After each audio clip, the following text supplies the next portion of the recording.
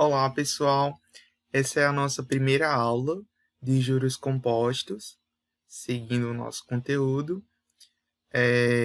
Na unidade 3, né, do livro, e aí a gente já estudou tanto os pressupostos dos juros simples, como também o desconto simples, e aí a gente chega na parte mais importante do estudo da matemática financeira, que é o sistema de juros compostos. Ele é mais importante até do que o estudo do juro simples, tendo em vista que é o tipo de juro que é praticado pelos bancos e pela maioria das instituições financeiras de todo o mundo. Então, a importância de a gente compreender bem esse conteúdo que nos servirá de base também para outras disciplinas durante o curso técnico de finanças. Vocês vão estudar matemática financeira até o final do curso. Então, o estudo dos juros compostos é bastante vital para o estudo de vocês. Então, eu peguei aqui alguns recortes do livro, inclusive eu já disponibilizei para vocês no AVA. Lá na plataforma agora já disponibilizei alguns PDFs do livro, junto com uma lista de exercícios. No próximo vídeo, eu vou passar alguns exemplos que vão auxiliar vocês. São exemplos que são parecidos com os exercícios da lista. E aí, antes desse vídeo com os exercícios, eu vou explicar a teoria, que vocês vão ver que não vai ter tanta diferença para o juro simples, não. Certo? A diferença que a gente vai ver é que na capitalização simples, o juro ele é calculado com base no capital inicial. E sempre vai ser calculado com base nesse capital inicial. Já o juro composto, não. Sempre ele vai ser calculado sempre com o saldo do montante de cada período. Então, o juro do montante anterior, ele se soma ao capital, e aí, para eu calcular o novo juro, eu calculo com base no montante somado do capital com juro. Pedro, não estou entendendo nada. Calma, vocês vão entender. Eu vou calcular aqui um exemplo, e aí vocês vão entender exatamente como é que isso acontece. Mas antes, vamos ver aqui o que o texto nos diz. Então, na unidade 3, né, do livro, que a gente já viu, estudamos os aspectos básicos da matemática financeira. Nós já estamos quase terminando o livro, certo? Já estamos na unidade 4. Então, estudamos aspectos básicos da matemática financeira, sobre o ponto de vista do sistema de capitalização de juros simples. A partir de agora, estudaremos esses mesmos aspectos sobre outro ponto de vista, o sistema de capitalização composta. Os juros compostos também são chamados desse nome, sistema de capitalização composta. Nas definições a seguir, você pode observar a diferença entre os dois tipos de sistema. Então, a gente vai já ver qual a diferença dos dois tipos. Você vai compreender bem como calcular os dois tipos de juros. Então, como eu havia dito, no sistema de capitalização simples, o juro de cada período é calculado sempre com base no capital inicial. Já no sistema de capitalização composta, o juro de cada período é calculado sempre com base no saldo montante do início de cada período. E aí a gente vai pegar um exemplo, certo? Para a gente ver como é que ocorre essa evolução. E aí nós temos um exemplo que diz assim, um capital, a gente tem aqui um capital de R$10.000, e esse capital de R$10.000, ele foi aplicado a uma taxa de 10% ao mês, certo? Em um banco. E aí, a gente vai considerar aqui 4 meses dessa aplicação. Um tempo, né? Um T de 4 meses. Então, vamos fazer essa aplicação no no sistema de juros simples. Se a gente for calcular em juros simples, vamos fazer aqui de lado. Vocês ainda lembram como é que a gente calcula os juros simples? A gente sabe que o montante é igual... deixa eu ver se eu consigo mudar aqui de cor.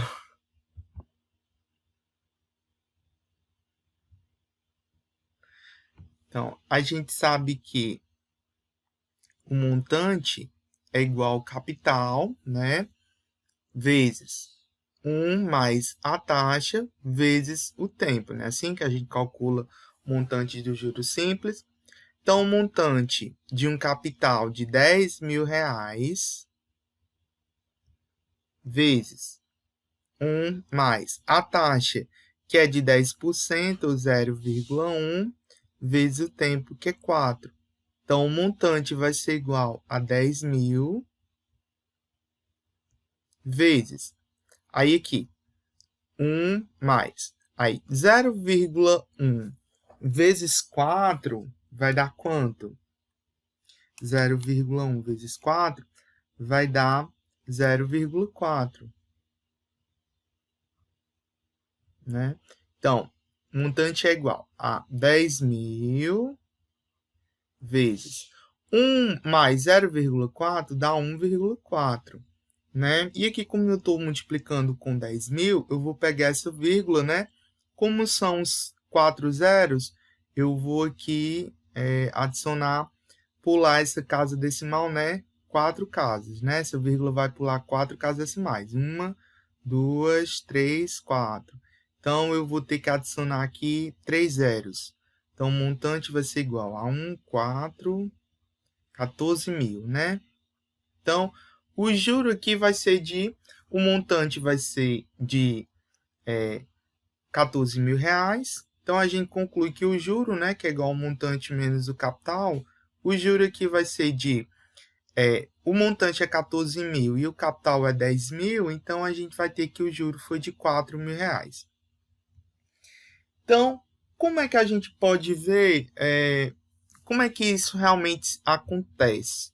Né? Vamos calcular esse mesmo juro que a gente acabou de fazer aqui em cada tempo. Vamos ver como é que isso funciona na sistemática de juros simples. Vamos ver como é que isso acontece nos juros simples.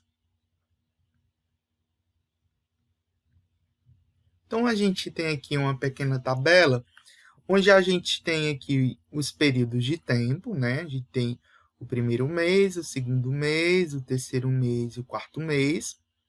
Nós vamos ter aqui nessa primeira coluna o saldo do início de cada mês. Por exemplo, no primeiro mês, eu vou aplicar quanto? Vou aplicar 10.000, né? Assim, 10.000, que foi o capital que eu apliquei. E aqui, nessa segunda coluna, a gente vai ter o juro. Qual é o juro? O juro, a gente sabe que eu estou calculando 10%. 10% dentro de um mês, né? Então, vai ser o quê? Vai ser 10% de 10.000. Assim, 10% de 10.000. Eu vou fazer assim. Eu não vou escrever dessa forma, 10% de 10.000. Eu vou escrever assim. 10%, tá certo? 10% vezes 10.000. Por que eu fiz isso? Para a gente calcular, certo? Ó, esses dois zeros, eu posso cancelar com esses dois zeros. Então, vai ficar o quê? Vai ficar 10 vezes 100. Quanto é 10 vezes 100? É 1.000, né? 10 vezes 100 é 1.000. É só pegar 1 e contar os zeros, ó. Tem 1, 2, 3. Então, 1.000. Então, o juro aqui nesse primeiro mês vai ser de R$1.000. Então, quanto é que vai ser o montante? O montante a gente sabe que é o capital mais o juro. Então, o capital de 10.000 mais o juro de 1.000 vai ser quanto? Vai ser R$11.000. No segundo mês, eu já vou ter o quê? Eu vou ter esse saldo aqui, ó, de R$11.000. Certo? E aí o juro? O juro, eu não vou calcular, como é que eu calculo o juro? O juro, no sistema de capitalização simples, sempre é calculado com base no primeiro valor, certo? É calculado sempre com base no capital inicial, certo? No juro simples, sempre vai ser com base no capital inicial.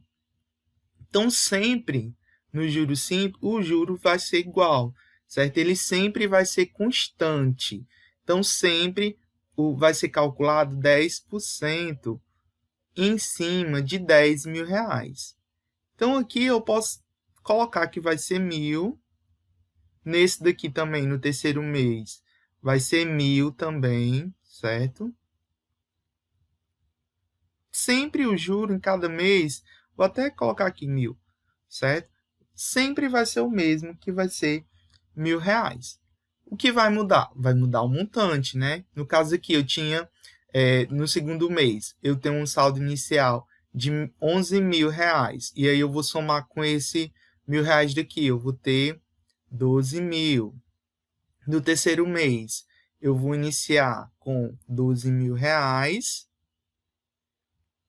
E aí vou somar com esse 1.000 aqui do juro do terceiro mês, vou ficar com 13 mil. E aí no quarto mês, eu vou, né, iniciar com o montante, né, 13 mil. E aí vou somar com esse 1.000 reais aqui, né, que eu vou ter no quarto mês, e eu vou ter os 14 mil reais. Observe que eu vou chegar no mesmo montante que eu calculei aqui, né, os 14 mil reais. Então, esse juro, por que ele não é interessante? Porque ele é calculado com base sempre no capital inicial, certo? E é interessante que, dependendo da data focal em que esse juro for ser calculado, eu posso ter valores diferentes, né? Assim, então, por isso que os juros compostos eles são utilizados. A gente vai ver que se a gente for calcular esse juro no juro composto, a gente vai chegar num valor maior. Então, vamos ver como é que aconteceria se a gente tivesse calculado no sistema de juros compostos. No sistema de juros compostos, deixa eu mudar aqui a cor. Então, no sistema de juros compostos, qual a diferença do juro simples para o juro composto? O juro composto sempre é calculado com base no saldo do início de cada mês, certo? Então, vamos lá. Deixa eu baixar aqui.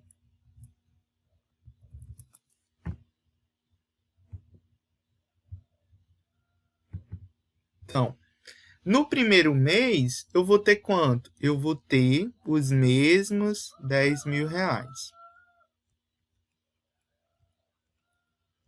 E aí, também no primeiro mês, qual vai ser a taxa de juros? Lembrando, pessoal, que a gente está considerando o capital inicial de 10 mil reais, com uma taxa de 10% ao mês, com um período de tempo de 4 meses. Então, o juro do primeiro mês vai ser o quê? Vai ser 10% de 10 mil. E a gente já calculou, né? A gente já calculou essa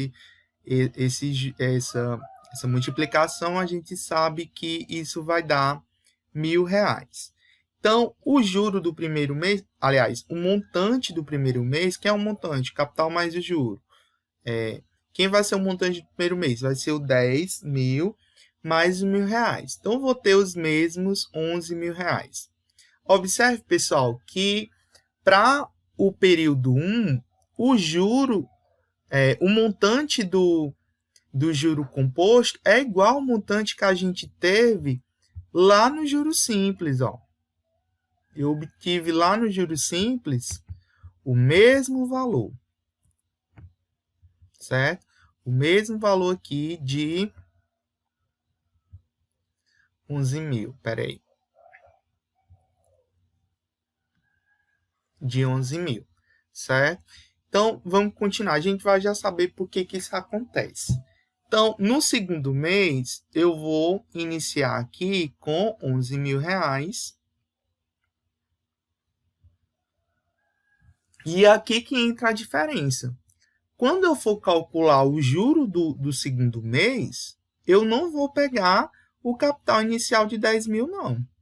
O juro do segundo mês, ele vai ser calculado com base no capital inicial acumulado, ou seja, vai ser calculado com base no montante anterior. Sempre vai ser calculado com base no montante anterior. O montante anterior foi quanto? Foi 11 mil. Então, o juro do segundo mês vai ser 10% de 11 mil. E quanto é 10% de 11 mil? Posso cortar esses dois zeros com esses dois zeros aqui, ó. Eu vou ter 110 vezes 10, vai dar o quê? Vai dar 1.100. Assim, só pegar um 11 e aqui eu tenho dois zeros. Então, 1.100. Então, 11 mil mais 1.100. 11 mil mais 1.100 vai dar o quê? Vai dar 12.100. Então, veja que o juro do segundo mês, aliás, que o montante do segundo mês já foi maior, né, do que o juros simples, né? Se a gente for comparar aqui, se a gente for comparar aqui no segundo, no juros simples, né, deu 12 mil, aqui já deu o quê? 12.100, ou seja, já foi 100 reais maior. No terceiro mês já vai ser com base nesse novo montante, né, os 12.100. E aí eu vou calcular os 10%. Então, 10% de 12.100, como é que vai dar? Vou pegar aqui, vou cortar esses dois zeros com esses dois zeros, né? Vai dar 121 vezes 10, vai dar 1.210, né? Assim? Então, 12.100 mais 1.210 vai dar quanto? Vai dar 13.310. Assim, pessoal? Então, veja que já deu maior que o quê? No terceiro mês, no juros simples, tinha dado só 13 mil. Juro composto já está dando aqui 13.310, ou seja, R$ 310 a mais. E sempre vai aumentar, porque a gente está calculando juro por cima de juro. Já no quarto mês, esse montante aqui já vai ser maior. Vai ser 13.310. E eu vou calcular o juro com base nesse 13.310. Vai dar quanto, né? Aqui, eu só posso cortar esse zero, com esse zero, né? E esse zero com esse zero aqui. Então, vai ficar 1.331. 1.331. E aí, quanto é que vai dar o montante? 13.310 mais 1.331 vai dar 14.641. Então, pessoal, veja a diferença. No final do quarto mês, eu vou ter um montante aqui de 14.641. Então, no juros simples, moral aqui da história, no juros simples, essa simulação aqui nos renderia um juro de R$ 4.000. E nos juros compostos, essa simulação nos rendeu um juro de R$ 4.641, que a gente tem uma diferença de R$ 641. Então, por isso que os bancos eles utilizam esse sistema. A gente vai já ver qual seria a fórmula, né? A gente tem que a fórmula dos juros simples, qual é? A gente viu desse instante, né?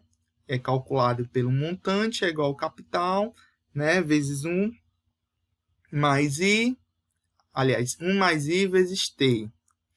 Errei aqui. 1 mais I vezes T. A gente vai já ver como é essa fórmula no juro composto. Mas aqui espero que tenha dado para que vocês compreendam como esse juro é calculado, né? A diferença.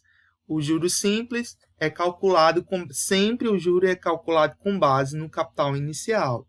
Já o juro composto, o juro é calculado com base no saldo do início de cada mês, certo? Ou seja, sempre eu estou calculando com base no montante do saldo anterior, ou seja, do mês anterior. Então, é um juro por cima de juro.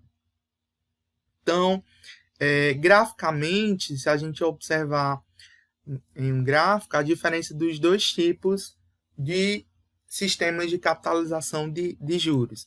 A gente vê que no montante, no juros simples, o montante sempre vai ser linear, ou seja, sempre vai ser dado por uma curva linear, certo? E a gente sabe que essa função linear é o que a gente chama de função afim, né? Uma função da forma ax mais b, né? O ax. E o juro composto, ele é uma função exponencial, né? Ele cresce exponencialmente. É um juro, né, da fórmula a sobre x, né? E aí, a gente pode, nesse gráfico, a gente observa um ponto de intersecção dos dois juros, né? Esse ponto aqui de intersecção. Qual é esse ponto de intersecção? É esse ponto em que os juros, tanto o juro composto como o juro simples, é igual. Quando é que isso acontece? Quando o período é 1. Quando o período for 1, sempre quando o período for 1, o tempo for 1, o juro simples ele é igual ao juro composto, né? A gente observou isso bem aqui, quando a gente viu aqui, né? Nesse exemplo que a gente fez, ó. Quando a gente calculou o juro simples, nessa simulação, a gente teve que, no período 1, a gente teve 11 mil, e também aqui, né, calculando o juro composto, a gente teve aqui 11 mil, certo? Então, sempre, quando o período for 1, os dois sistemas de juros vão render o mesmo valor de montante, certo? Sempre isso vai acontecer. Então, como o sistema de juro ele vai se tratar de uma função exponencial, a gente vai trabalhar com logaritmos, certo? Os logaritmos, o que são logaritmos, né? Foram uma ferramenta que foram usadas para calcular exponentes, né? Exponentes que são um pouquinho diferentes, né? Então, foi um meio que os matemáticos antigos utilizaram naquele tempo que não tinha calculadoras científicas para se achar valores infinitamente pequenos ou infinitamente grandes. Então, como a gente está calculando com variáveis exponenciais, a gente vai trabalhar muito com logaritmos, certo? E aí, eu já adianto para vocês que vocês vão precisar de calculadoras científicas ou calculadoras financeiras. E nesse primeiro momento, para vocês, a gente vai trabalhar com calculadoras científicas. Quem não tem ainda uma calculadora científica pode baixar aí no aplicativo, aí na Play Store. Muitos celulares já vêm com a calculadora, a própria calculadora normal, ela se transforma em uma calculadora científica. Então, quem não tem ainda calculadora científica, eu aconselho a comprar quando puderem, né? Esse período aí de pandemia, eu sei que muitas lojas estão fechadas, mas no futuro, né, vocês vão precisar de calculadora científica para o resto da vida de vocês. Então, eu sugiro que vocês comprem, certo? Mas quem não tem problema. Só basta ter um celular e aí baixar o aplicativo da calculadora científica.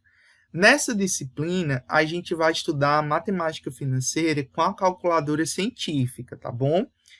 Mas aí, quando for na próxima disciplina, a gente vai ter uma outra disciplina que vai ser continuação dessa, que vai ser informática aplicada à gestão financeira. E aí, nessa disciplina, a gente vai ver a matemática financeira com a calculadora financeira. Então, a gente vai estudar mais a nossa querida calculadora financeira, que é essa daqui, certo? Então, a gente vai primeiro estudar com a calculadora científica e depois a gente vai estudar com a calculadora financeira. Então, a gente vai ver, calcular esses juros de duas formas, certo? Então, não se preocupa, certo? Eu vou ensinar depois a mexer na calculadora financeira. Ela é um pouquinho mais diferente, né? Um pouquinho mais complicada de se mexer, mas a calculadora científica, ela é mais simples, certo? E aí, eu vou ensinar para vocês, podem ficar tranquilos, né? A gente vai aprender passo a passo. Então, prosseguindo aqui. Então, a gente vai trabalhar muito com logaritmos. Por que a gente vai trabalhar com logaritmos? Porque eu já vou aqui adiantar para vocês a fórmula, né? Eu vou adiantar aqui um pouquinho o conteúdo. Vou mostrar para vocês logo a fórmula, certo? A fórmula para cálculo de juro composto é essa daqui, certo? Montante é igual ao capital vezes 1 mais I vezes T. Deixa eu subir lá para cima. Então, só voltando aqui, pessoal, antes de eu falar dessa história aqui de logaritmo, eu vou aqui adiantar para vocês a fórmula. A nossa fórmula para juro composto é a seguinte: montante é igual ao capital vezes 1 mais I. E o tempo, né? O tempo vai ser o x, né, da questão. E o tempo, nesse caso, é a nossa grandeza exponencial, certo? O tempo é a nossa grandeza exponencial. Lá no juros simples, o tempo era uma grandeza linear. Então, como é que a gente calculava o juros simples? Montante é igual ao capital vezes 1 mais I vezes o T. Então, no montante simples, o T está aqui, ó, e está multiplicando a taxa, mas de uma forma linear. Já que o tempo ele é elevado, ele é calculado de uma forma exponencial. É por isso que quando o tempo aqui é 1, os juros são iguais. Por quê? Porque a gente sabe que quando a gente tem qualquer coisa calculada com exponente 1, né? Lembra lá das regras de potenciação. Quando o exponente aqui é 1, a gente vai ter o mesmo número, certo? A gente vai ter, ó, o C, né, o montante vai ser o capital, né, multiplicado por 1, mais a taxa. Da mesma forma aqui, ó, se esse T aqui for 1, né, o juros simples, como é que ele vai ser calculado? O montante vai ser igual a C vezes 1 mais I vezes 1, né?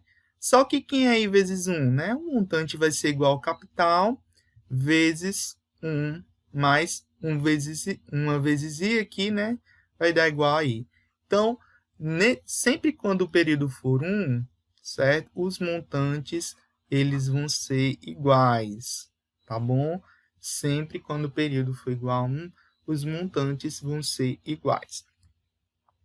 E aí, dito isso, a gente pode ir lá para a questão dos logaritmos, certo? Então, como eu falei, como a gente está tratando de grandezas exponenciais, a gente vai trabalhar com logaritmos.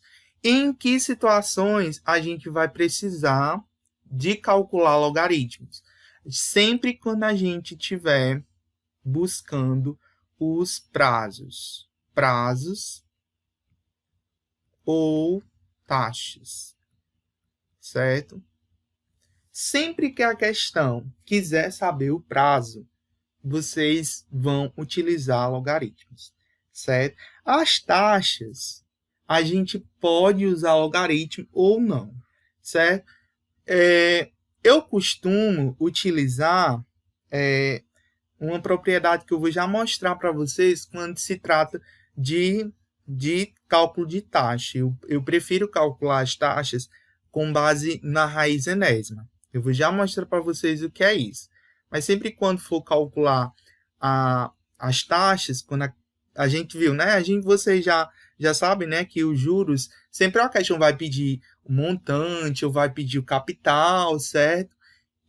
Ou vai pedir o tempo, ou vai pedir a taxa. Então, sempre que a questão pedir o prazo, a taxa, a gente vai trabalhar com logaritmos, certo? Só que quando for taxa, a gente tem um meio da gente não usar logaritmo, certo? E aí eu vou já mostrar para vocês um método que a gente não precisa utilizar o logaritmo para calcular a taxa. Então fica mais facilitado. Então o cálculo logarítmico pode facilitar bastante o uso de expressões desse tipo aqui, ó. 1 mais I sobre T. Principalmente nos casos em que a incógnita do prazo é T. Então, sempre que a gente estiver buscando o tempo. Em outras situações, geralmente é mais prático usar o uso de tabelas financeiras. E aí, pessoal, em que situação a gente usa tabela financeira? Em situações de concurso, certo? Como o Enem, como o SPAES, em concursos, certo? Geralmente eles já lhe dão o valor lá do logaritmo, certo? Mas aqui, como a gente está tratando de uma disciplina, a gente tem essa possibilidade de usar a calculadora, então a gente vai utilizar a calculadora. Mas eu também vou ensinar vocês em aulas posteriores, porque se eu fosse ensinar agora, nessa aula, ia ficar muito extensa. Mas aí depois eu ensino para vocês, e vou postar também a tabuada financeira, e a gente vai calcular, depois eu faço um vídeo específico ensinando como é que a gente utiliza a tabuada financeira. Mas aí eu vou ensinar para vocês como é que a gente pode utilizar na calculadora, certo? Está utilizando máquina de calcular, calculadora, certo? Então, para isso, eu preciso que vocês recordem de algumas propriedades, certo? Dos logaritmos. O que é isso daqui? A gente tem aqui um número, né? Um número igual a outro número, só que esse número está elevado a um incógnito. Você vai chegar, por exemplo, a gente tem né? Por exemplo, vamos dizer que eu tenha 1,15 igual a 1,07 elevado ao tempo, né? Seria, nesse caso, né? O B é um número, o A também é um número, e o X é a nossa incógnita. Então, o que eu posso fazer? Eu posso, muito bem, por definição, a gente aplicar logaritmo nisso daqui. Então, como é que funciona o logaritmo? Então, o logaritmo desse número, né? Sobre quem vai ser o logaritmando? Vai ser o outro número, certo? Vai ser igual a essa incógnita. E aí, quais são as condições para que isso aconteça? Aliás, esse aqui, pessoal, é o que a gente chama de logaritmando. O A, né, que vai ser esse número aqui, vai ser a nossa base, certo? O Azinho. E o X, a nossa incógnita, é o logaritmo, certo?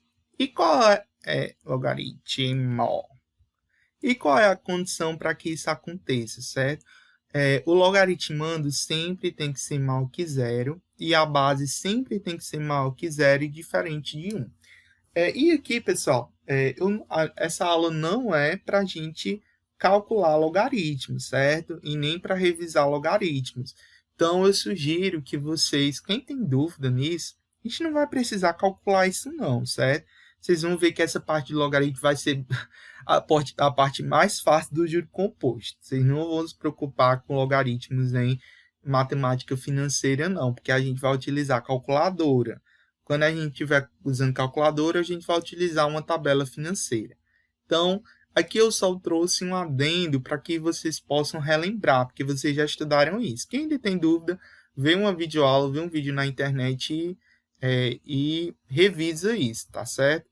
Mas aí, para que eu estou utilizando? Por que eu disse isso? Porque a gente tem uma consequência. Quando eu chegar numa situação dessa, para eu encontrar o tempo, o que eu vou fazer? Eu vou aplicar o logaritmo dos dois lados, certo? Eu aplico o logaritmo no B e eu aplico o logaritmo aqui no A, certo?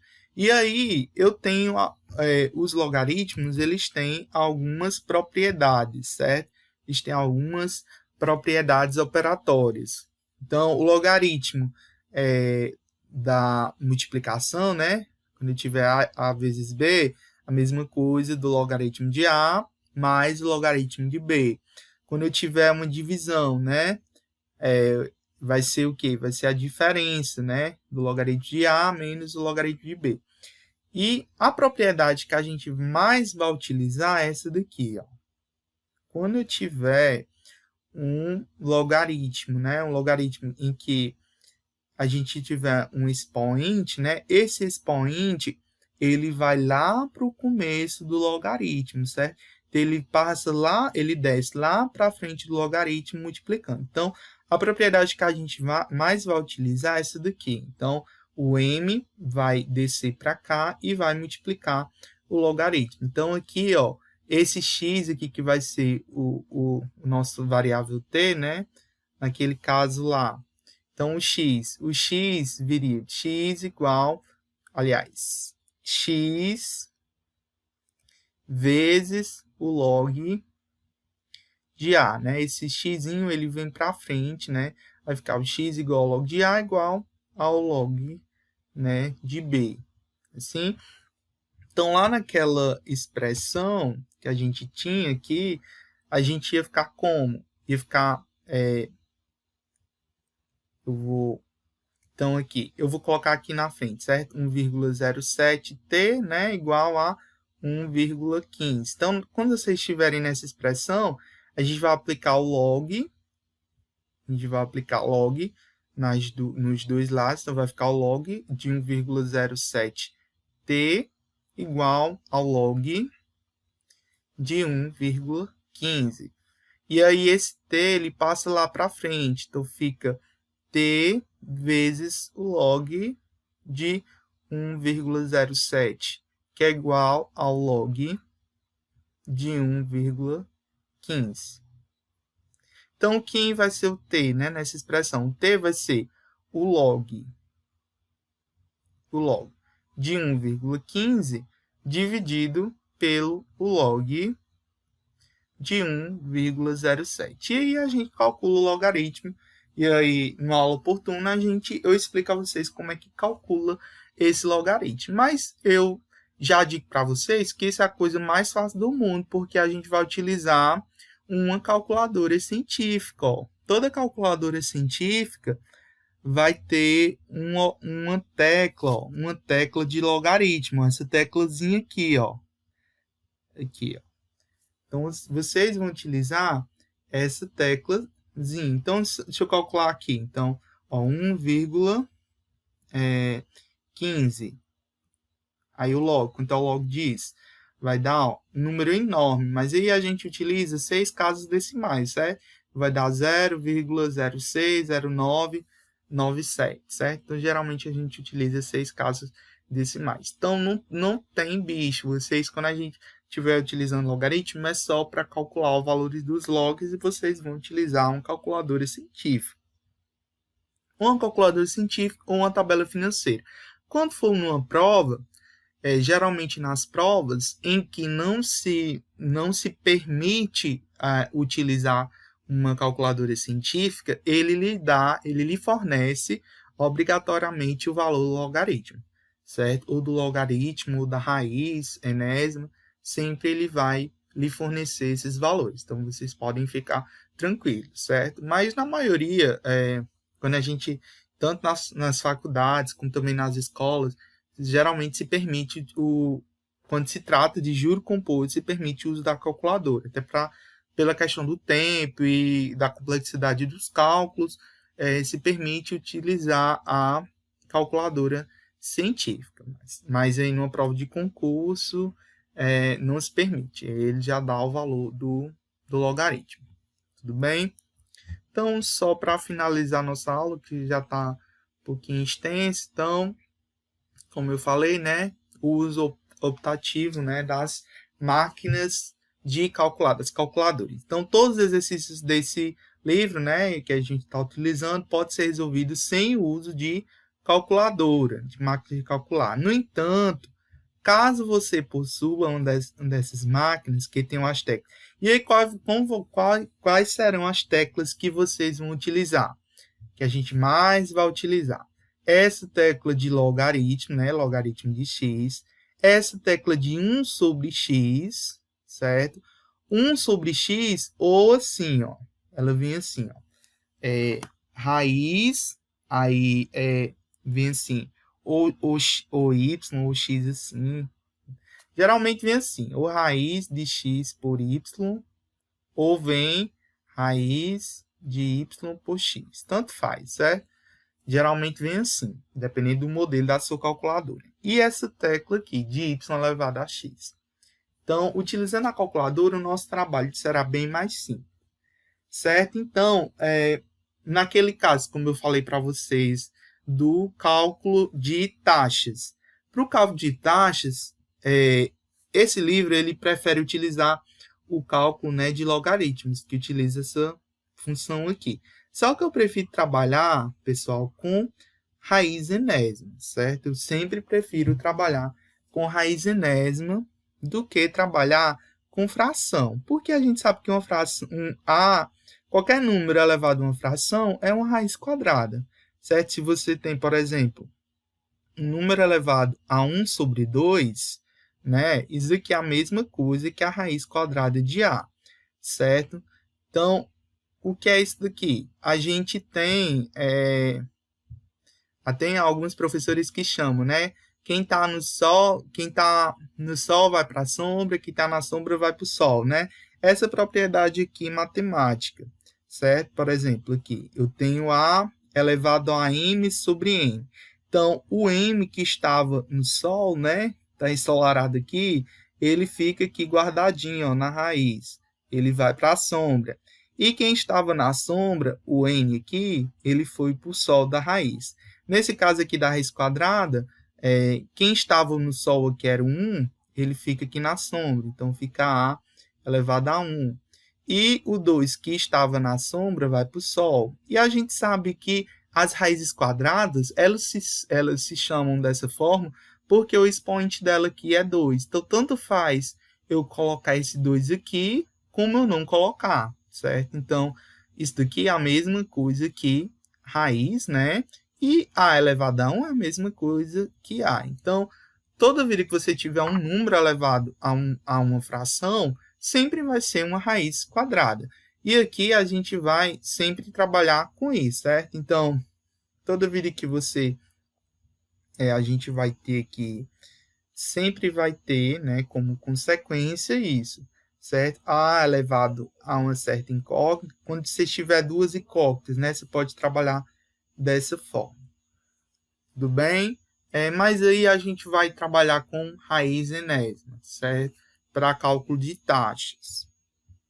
Estou só adiantando para vocês, mas vocês vão compreender melhor quando a gente estiver utilizando, né, os nossos exemplos. Vocês sempre vão entender melhor quando a gente estiver trabalhando com exemplos.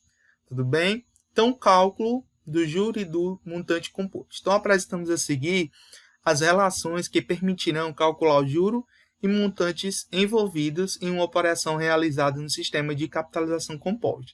Então, a simbologia que nós adotaremos é semelhante à utilizada nas unidades anteriores. Então, a gente tem o juro, a gente vai chamar de J, o montante a gente vai chamar de M, a taxa de juros a gente está chamando de I, e tem o prazo, né, de aplicação de capital, ou seja, o tempo a gente está chamando de T. Então, em resumo, a gente vai ter, né, a gente vai utilizar essas duas fórmulas.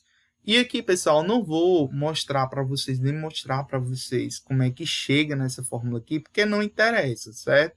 A maioria, como é ensino médio, não interessa. Aqui a gente só vê como é que chega nessa fórmula mais para ensino superior. E se vocês tiverem curiosidade, vocês podem me pedir depois que eu mostre para vocês como é que chega aqui nessa fórmula. Assim como eu mostrei para vocês como é que chega, já mostrei para vocês como é que chega nessa fórmula para juros simples. Para juro composto não vai ser muito difícil não, mas essa aula ia ficar muito mais extensa. Mas aí vocês admitam que é verdade, tá certo? E aí o juro, a gente tem a fórmula aqui para achar o montante e essa daqui ela serve para achar o juro, certo? Quem é o juro? É o montante menos o capital. Então, observe que aqui tem um menos 1, né? Então, J é igual ao capital, né? Vezes, no caso, 1 mais I elevado a T menos 1, certo? Onde o M é o montante composto, o J é o juro composto, o C é o capital inicial, o T é o prazo de aplicação e o I é a nossa taxa de juros. E aí, só para finalizar a aula de hoje, a gente tem o cálculo do juro e do montante a uma taxa variável, certo? O que isso vai acontecer? Quando é que isso vai acontecer? É quando nas questões tiver várias taxas de juros diferentes para cada período. Então, no mês 1 eu tenho uma taxa de juros, no mês 2 eu tinha outra taxa de juros, no mês 3 a gente tinha outra taxa de juros. Então, quando isso acontecer, certo? Vou até passar aqui o texto, porque não precisa a gente ler. Quando isso acontecer, vocês vão utilizar essa fórmula aqui. Então, você pega um montante, né, igual ao capital, e aí você utiliza vezes 1 mais a taxa 1, vezes 1 mais a taxa 2, vezes 1 mais a taxa 3, até quantas taxas tiver. Certo? Se a questão pedir para você achar um montante, você utiliza essa fórmula aqui. Se a questão pedir para você achar o juro, você utiliza essa taxa aqui de baixo. Então, pessoal, é isso, certo? Essa foi a nossa aula 1 de juro composto, certo? Espero que vocês tenham entendido. Qualquer dúvida vocês me perguntam. Pode ser tanto no WhatsApp como lá no fórum de dúvidas. E aí, na nossa aula 2, a gente vai resolver alguns exemplos, tá certo? Espero vocês lá. Um abraço.